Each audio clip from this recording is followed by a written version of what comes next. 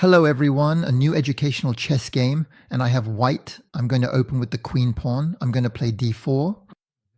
My opponent is rated 2104. We'll see how it goes. He plays g6, so I play the c4 pawn. He wants to put the bishop on the longest black diagonal. And no, he plays f5 first. All right.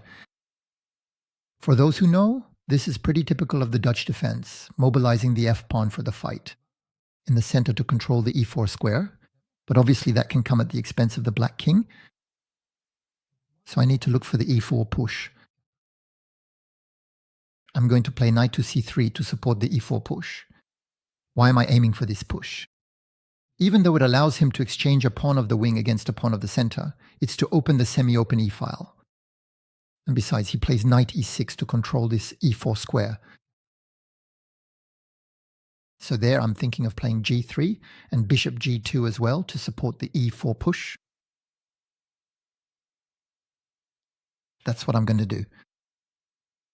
He might want to play e6 eventually to pin my knight on c3. But at that point, g6 would have been played for nothing. So that's why he puts the bishop on g7. Bishop h3, bishop g2 for me. He does kingside castling. And now there could be this push to e4. Capture, knight recaptures, and bishop recaptures. But I'm not very well developed. I'd like to play a small developing move first. Unfortunately, if I play knight f3, I'll block the possibility of playing e4. But I can also play with knight h3. It's an unusual square for the knight. A bit strange, this square h3, but I can bounce to f4 and finally have some influence, especially if I play the pawn to d6, because I could play d5 and create a hole on e6 with the pawn and the knight. So I'll play knight h3. I'm not going to rush the e4 push for now. The g5 square can sometimes be interesting, but it's usually the f4 square that's used. And there you go. He plays d6. So I'm interested in this d5 push. If e5 happens, I could capture en passant and open up the big white diagonal, so d5. You see, for example, after e5 and capture, he can't recapture with the bishop, because he would lose the b7 pawn. And now, moves like knight to f4 or knight to g5 could be interesting with this e6 square. He plays knight to a6. He wants to come back to c5 himself to control the e4 square. And it's not easy for me to play bishop 4 to chase this knight afterwards because it opens up the dark diagonal. For now, I'll do kingside castling. Let's see where he's going to place his light squared bishop. He comes to c5, so if I play b4, I attack his knight. But he can certainly come to e4. The knight takes, and my rook is attacked. So I don't really want to play b4 for the moment. Maybe qc2, it protects the knight and it holds the e4 square 3 times. He also wants to play e5 because on the capture he could recapture with the knight and keep the bishop for the protection of b7. Unless I play knight f4. If I play knight f4, e5, en passant, knight takes, bishop takes, and we can take on b7. But he can take on c4 himself. Ah no, because his rook is attacked. But he might also want to sacrifice his equality, recapture with the queen, and have the bishop of square blanche. For me, with this push on g3, it could also be dangerous for my king. But I'm still going to play king f4. My knight needs to get back into the fight. And then probably moves like queen c2, pushing b4, maybe the bishop on the long dark diagonal to counter his, and always looking for that e4 push. He comes to e4. So knight takes, bishop takes, pawn takes. I could end up with weak white squares. I don't like that. And the problem now if I play queen c2 is that he can take, and if I recapture, he's broken my structure. Maybe bishop d2. He can take my dark squared bishop, that's true. Queen recaptures, and I leave him with the only dark squared bishop, but there are weaknesses on the white squares, especially this e6 square as always. If I have 2 knights, I could even consider moves like knight to b5, knight to d4, and also getting into e6. Otherwise, I take once, he recaptures, but I'll play bishop d2. I'll just develop my pieces. I hadn't thought of that. He can take on c3, and after bishop takes, take again, and then recapture the pawn, and in the end, he'll have managed to double my pawns. But he will have lost his dark square bishop that was protecting his kingside. It's true that my pawn structure on the queen side is worse, but his kingside position is still weakened. I don't care about either of them. I only analyze the d2 take in reality. He played the push in e5. So I have to take en passant, of course. I take en passant. And in this part, we're going to try to exploit the weakness of his king. The advance of the f-pawn still weakens the defenses of its king a little. There he plays c6.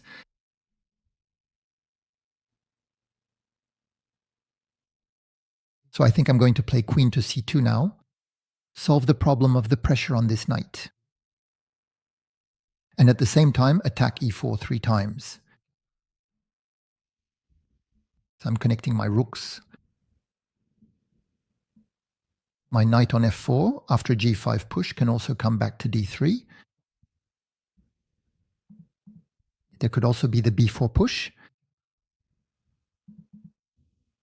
A lot of possible moves here.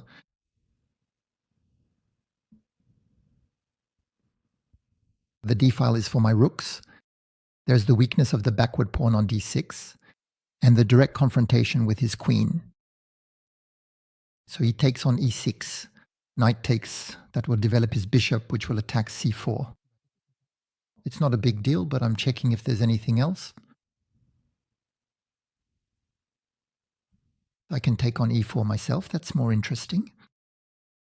Capture, and I can recapture afterwards with the bishop or the queen. So I'll take on e4 instead. Plus now my queen defends the c4 pawn if there are captures on e6. He plays knight to d4. What's he doing? He doesn't take back my piece right away, but he attacks my queen. That's interesting. I hadn't thought of that move.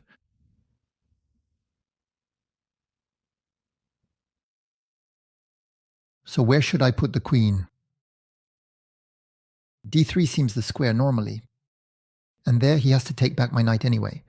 He won't have any other in-between move. Takes, he bishop takes. As for his knight, we will try to chase it with e3 with bishop c3.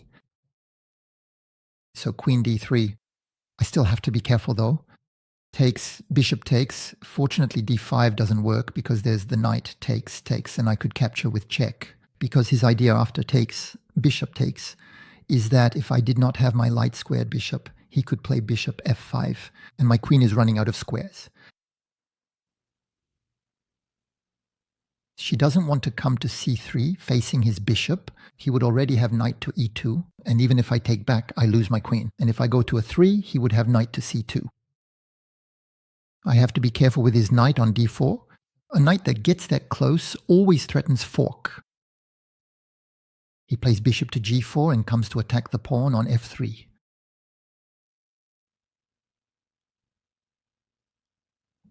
I have my knight on f4 supporting, but he might want to sacrifice the rook and then play bishop takes e2. I can play f3, but that traps my bishop, which won't be able to return to the diagonal. Bishop to f3. He could take with the knight. Then we take... he can't come to h3. There's still the knight on f4. Rook e1 maybe, but I think my rook still needs to be on the file. So his goal is to sacrifice the exchange and then take on e2.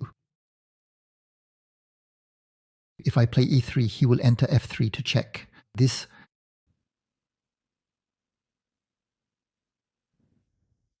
is perhaps not so serious, in fact. King g2. He can take my dark squared bishop, but if the queen recaptures, I'm not really afraid of him taking my dark squared bishop.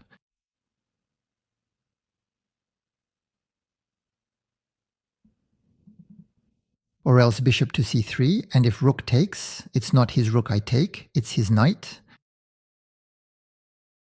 There are a lot of things, it's not easy to know which is the best. If his knight and his light squared bishop weren't there, I'd also have a nice fork on e6. Queen takes rook, dark squared bishop. I think I'm going to go to e3. e3 for sure, he's going to play knight to f3, and then king to g2. And I'm threatening to take his knight on f3. So let's go e3. We're going to push this knight off that nice square. So knight to f3, king to g2. And it's not a big deal if I lose the b2 pawn. I can already win the piece here, but plus afterwards there would be threats of a fork on e6. And then I can let him take my rook with his dark square bishop, take back, and his king will be very vulnerable if he no longer has his dark square bishop. He comes to f3 as expected, so king g2.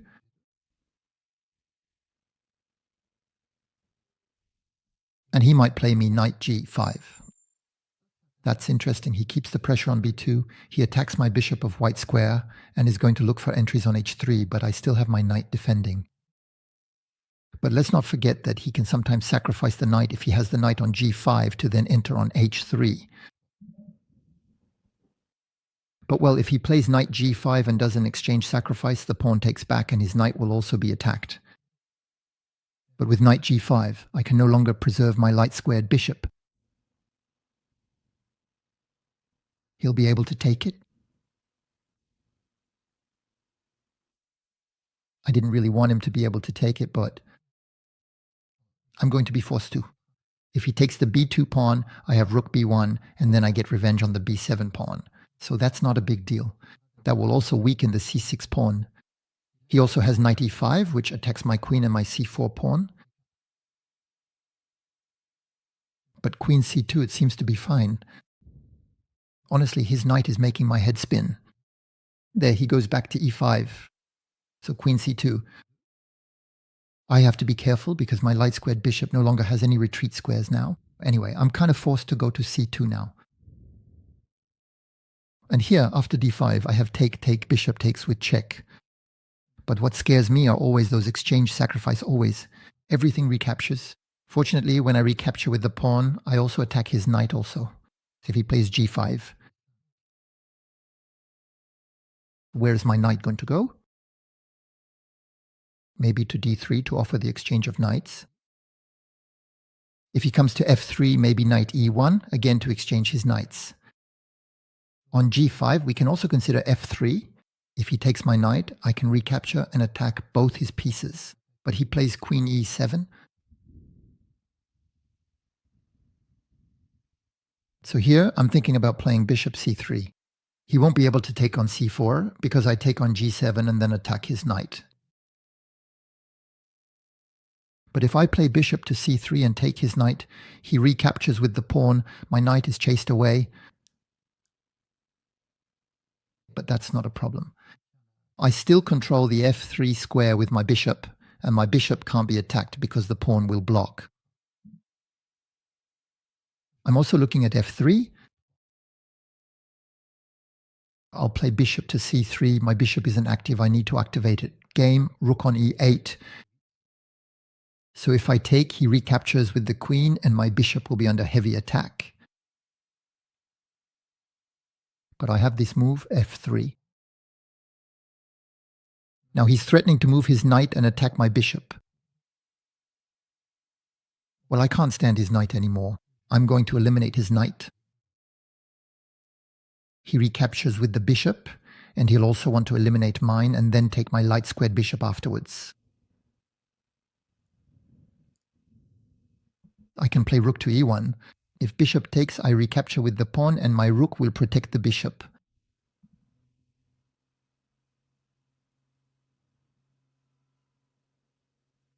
Rook to e1, he might play g5. No, I'm going to play f3. I'm not very happy with my moves, but I don't have much time left and I'm in trouble. He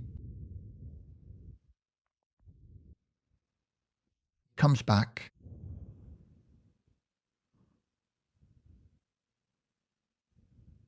Perhaps I will strategically place a rook on d1. Control the d5 square a bit so I don't get pushed back by a d5 pawn push. I need to look at the sacrifices on g6. I haven't looked at them yet, but I need to.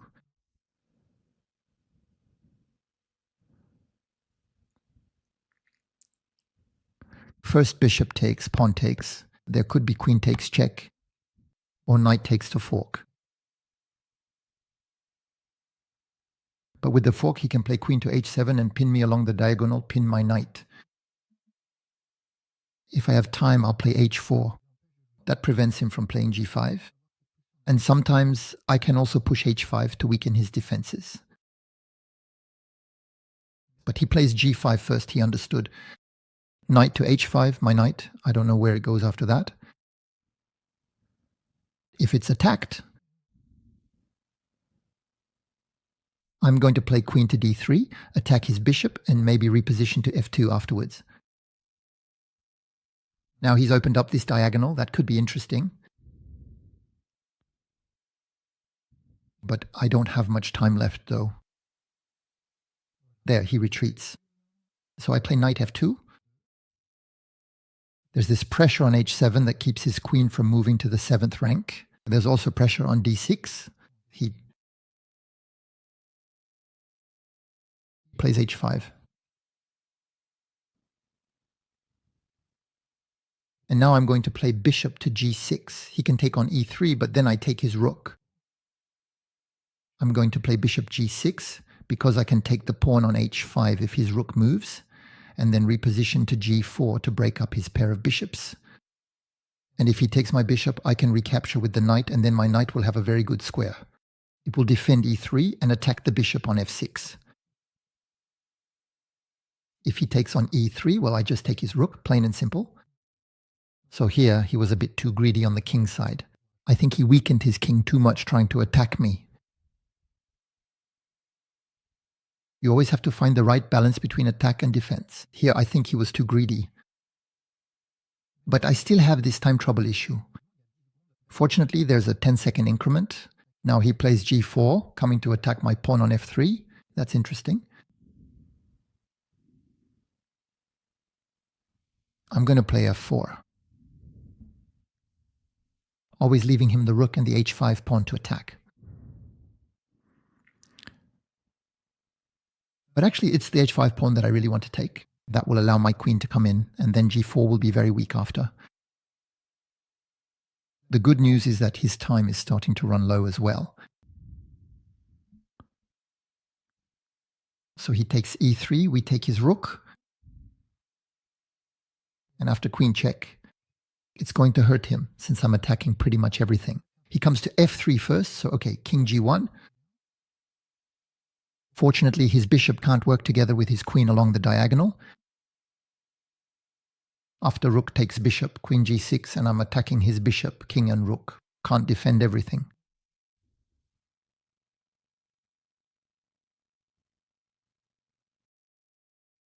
So he skillfully plays his dark squared bishop to g7. Then I will proceed to capture the vulnerable h5 pawn.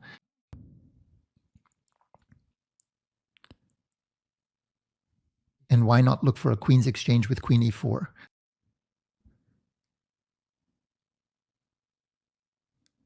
The bishop covers the e8 square. The rook cannot come to the e8 square. And for the first time in the game, he's the one with less time than me. So he plays bishop f5.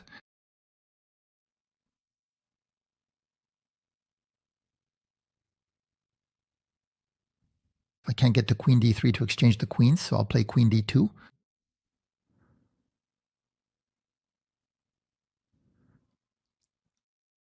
I'm attacking d6, but I don't really see what that could get me.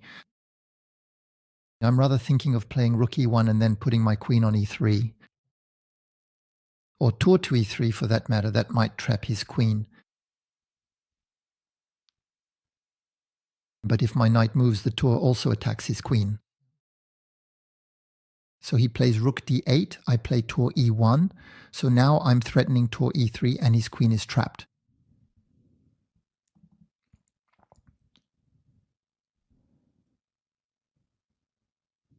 He'll have to play c5 to give his queen a retreat square. And he ran out of time.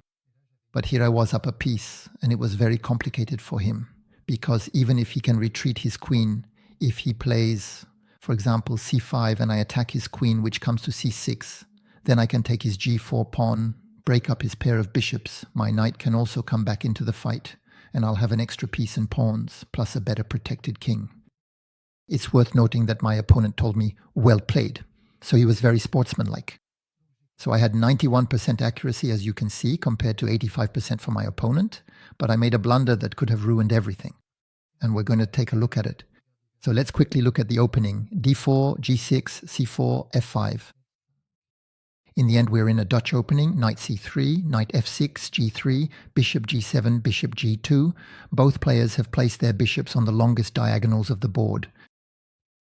He does kingside castling, knight h3, he plays d6, then the push to d5, which is important. If there's a push to f5, we can capture en passant and open up the diagonal. So he plays king a6, kingside castling, king c5, knight f4, and then he comes to e4. I play bishop d2. That move bishop d2 was not very well played. The best move is knight for e4. I had also pointed it out. So bishop d2, there he could have taken my knight on c3, for example, and after bishop takes, then pawn takes to break my structure. The position would have been roughly equal then. But he played e5, so I take en passant, then he plays c6, and now I play queen c2. Taking on e4 was still the better move. Queen to c2, he recaptures on e6. He didn't want to exchange on c3 so as not to lose the influence of his dark squared bishop, but that's still what he should have done to impact my structure, and it would have led to an equal position. Whereas here, I'm going to win a pawn. It's true that his knight is becoming very annoying. You have to be very careful where you go. So queen to d3 was the best square. Takes on e4, bishop takes e4. And now he plays bishop to g4, attacking a 2, looking to sacrifice the rook for the knight, and then play bishop takes e2. So I play a 3. The computer suggests f3 as the best move, but I prefer to chase his knight away. He goes back to f3, and here I make the mistake of going to g2, which will bring the position back to roughly equal. In reality, I should have given up the light squared bishop, but I didn't want to do it because I thought his light squared bishop was still very strong. But look, the idea is to play e4 afterwards to attack him. So bishop g4, then f3, we push back the light squared bishop, and then we have an extra pawn. The d6 pawn is weak. We can play bishop c3, exchange and break the dark squared bishop, break the pair of bishops, put the rooks on the d-file, attack the backward d6 pawn, a better covered king, 4 pawns for protection against 2, a structural weakness d6, and the opponent won't even be able to take advantage of his pair of bishops. So in this position, you had to think about playing bishop takes, and this push to e4 is enough, followed by the push to f3. But I didn't want to give up my light squared bishop, and I played king g2. And that's where he puts himself in trouble, because the best move is knight g5 to come and take my light squared bishop. In response, you have to play h3, with the position still balanced. But he couldn't resist the temptation to come to e5 and attack the queen. But then the queen moves, and he can't manage to catch my light squared bishop. He played queen 7, now bishop c3. My dark squared bishop isn't active, so it needs to be exchanged. Rook e8, bishop takes, bishop recaptures. 7 push now to f3, that was well played. Bishop to c8, rook to d1, the rook on the file. And here he gets a bit carried away with this move, g5. He's going to push the g and h pawn. He wants his victory on the king side. After all, he has both his rooks, his queen, and both bishops aiming there. But by doing that, he also weakens the defenses of his castling. So knight to d3, I attack the dark squared bishop, which retreats. I play knight to f2, which is the best move here, and he pushes h5. And now bishop to g6, the weakness in his king's shelter. I move into g6, and from that moment on, as you can see on the evaluation bar to the right of the chessboard, my advantage is now decisive, considerable. So there's no point in looking any further. As you saw in the game, it's pretty easy to win this position after that. So I hope you enjoyed this game. Don't forget to leave likes, comments, share the video, and support the channel. Goodbye, everyone.